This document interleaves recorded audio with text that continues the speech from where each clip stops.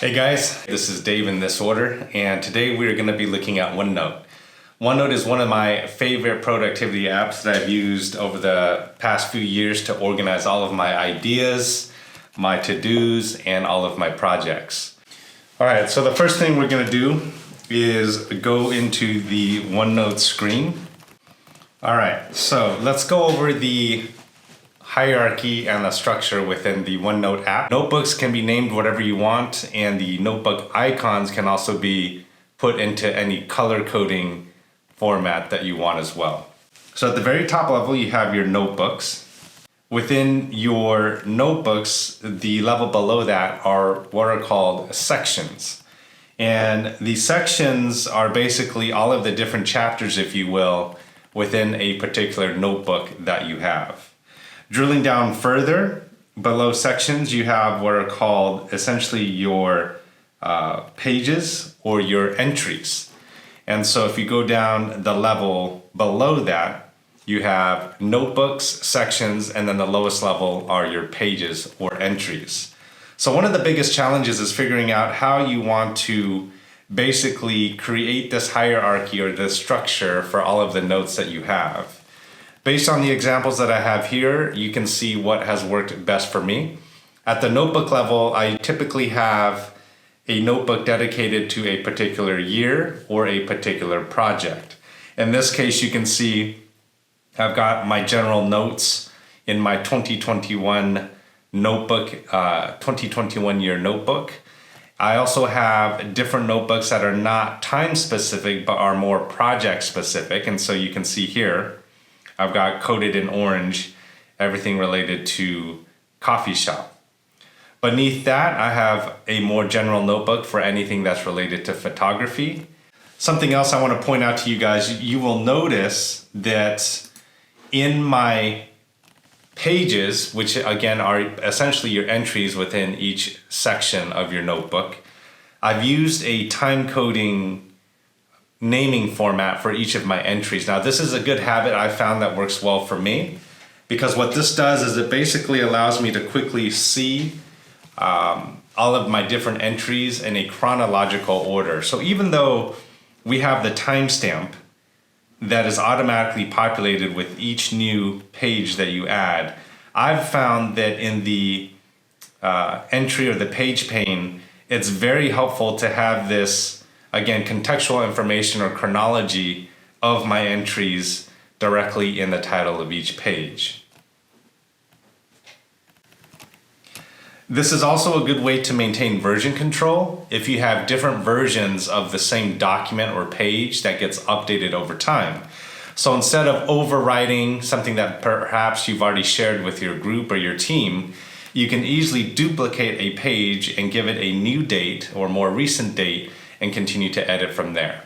So that's why there's an advantage from taking this extra step to add time context or time information to each of your page titles and entries. All right, and that does it for the overview of the OneNote structure. Definitely take time to group your thoughts in terms of how you want to create and organize your notebooks, sections, and pages. The next thing we're going to take a look at is how to create a to-do list within OneNote.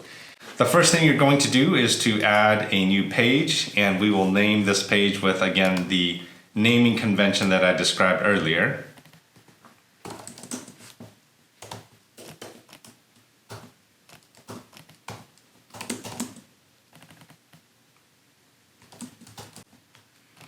And you're going to go ahead and create your to-do list items. So let's just start with take a walk, get coffee,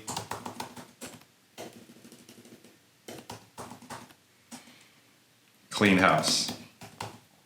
Okay. Once you've got your entries made, you're going to highlight the items, the to-do items that you just created. And up here in the Windows bar or in the pop-up, you can tag this note as a to-do list. So underneath that drop down, we will see to do. Or another way to do this would be to highlight and go to your tags and select to do. And what that does is it adds checkboxes next to each one of your action items.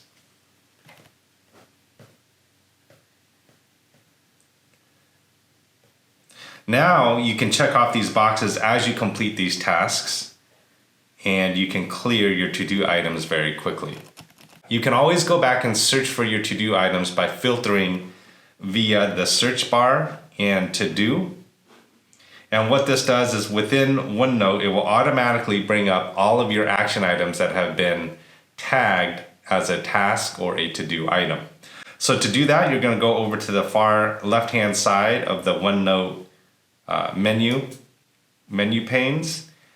You're going to click on the magnifying glass and you're going to select to do. And you're going to see immediately in the window bar to the left, everything that's been labeled as a checkbox or a to-do item now appears on your screen. Now let's just say I've completed these tasks. So I've taken my walk, I got my coffee. I can go ahead and check these off and then they will be shown as completed. Again, you're going to notice that OneNote is constantly syncing, so no matter where I access my notes from, everything is going to be synced up and up to date. All right, moving on. We're going to look at another neat feature within OneNote that's not very commonly used. So this is a really good tip if you love using your Post-it notes. What we're going to do here is we're going to go to my Windows desktop, and from the Start menu, I'm basically going to select Sticky Notes, which will open the Sticky Notes app. And I've created a sticky note here that just simply says, will this sticky note show up in OneNote? So again, you can add as many sticky notes as you want. So let me add one that's called test note. And you're gonna see how these sticky notes automatically appear in OneNote. Pretty slick feature in terms of Windows integration. So once you've created the sticky note on your desktop, you're gonna go ahead and basically jump back into OneNote. Part of your window, you're going to notice what's called an open feed. You're going to go ahead and click on that. It looks like a stack of sticky notes. And when you do that, it's going to open up your feed window. So once you've created your sticky note on your desktop, you're going to jump back into OneNote and open up your feed window, which is the stack of sticky notes. And when that opens up, you're going to notice that it's basically syncing up the notes that you've created from your desktop. Those will appear here in your feed. And sure enough, the sticky note that I created on my desktop has synced up via the cloud into my OneNote app. And you'll see that here. So no matter what device you're on, whether it's your desktop, laptop computer, work computer, or mobile device, as long as you're logged in with the same user ID, the sticky notes that you create on your computer in your Windows desktop will automatically populate in the feed pane in the OneNote app. So that's the last tip out of this tutorial, and definitely a neat one because it's taking advantage of cloud and syncing capabilities that we normally don't think of. The last thing that you may want to consider doing is setting passwords on OneNote, and to do that you can basically click on any notebook that you have or any section in your notebook, and you can jump to that and basically right click and add password protection. To do that, you'll simply go through the right clicking drop down menus and add password, enter and confirm your password, and that allows you to set an additional level of security on your OneNote information. All right, you guys, I hope you found this tutorial helpful. Definitely comment below if there's something additional that you would like to see that I haven't covered yet. But this does it for my favorite note-taking app, Microsoft OneNote. I'll catch you on the next one. Thanks for watching.